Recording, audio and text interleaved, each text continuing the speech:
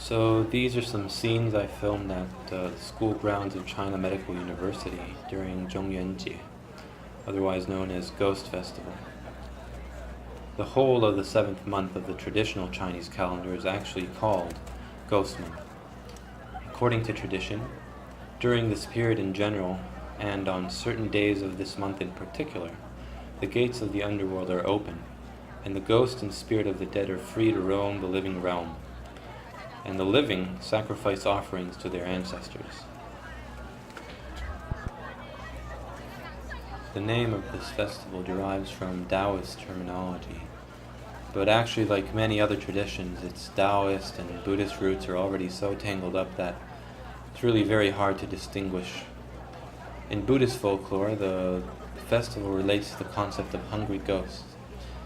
These are reincarnations of the souls of people who committed certain evil deeds or fostered dispositions such as greed and desire. It's said that so strong is the attachment of these poor souls to their negative emotions that they are reborn as ghosts who voraciously roam the earth.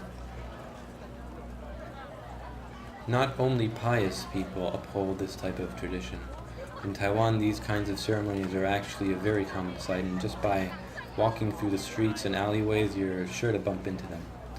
It might just be some small holiday on a traditional lunar calendar, maybe a business owner seeking good fortune, or just even a household wishing for a prosperous new year. You can really find these kind of ceremonies anywhere. The small ones are called bai men ko, which would mean something like doorway worshipping. So, not only food is offered, and many times you can see people sacrificing paper money by burning it. The smoke can become such a nuisance that in Taipei, for example, burning of money in these household bai men ko that I mentioned have actually been banned during Ghost Month.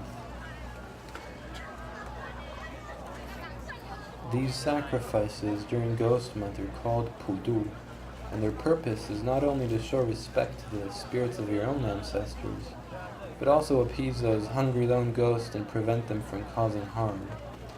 Pudus aren't only noted by private people, and as early as the Ming Dynasty, ceremonies were also held by government for sake of peace and harmony, and they still are.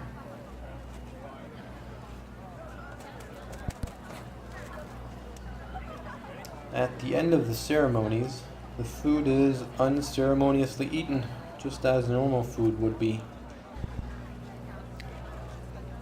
I think that's about enough for this time.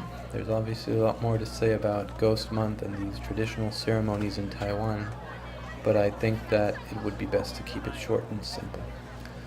So, hoping none of you run into a hungry ghost, I'll bid you adieu.